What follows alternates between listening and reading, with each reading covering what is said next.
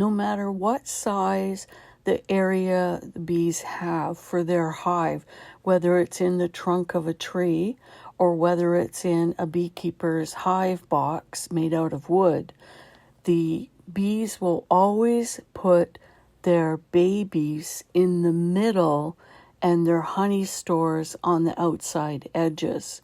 In a beekeeper's box that holds 10 frames, the outer 2 frames on both edges will typically be honey.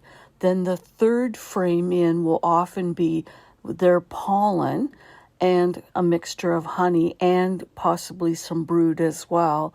And then the inner frames will be basically where the brood nest is, in the center of the hive box.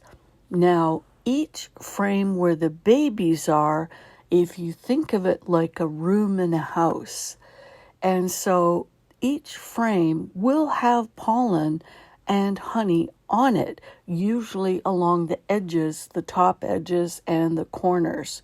And that's because the nurse bees are on those frames and they're raising the brood. They're feeding those larvae.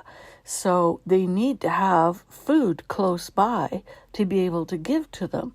So that's why there'll be honey and also pollen on every frame where there's brood, because you don't want your nurse bees having to walk off, to the edges of the nest to find food and then walk all the way back. That's a waste of energy and time. So every frame will have food on it.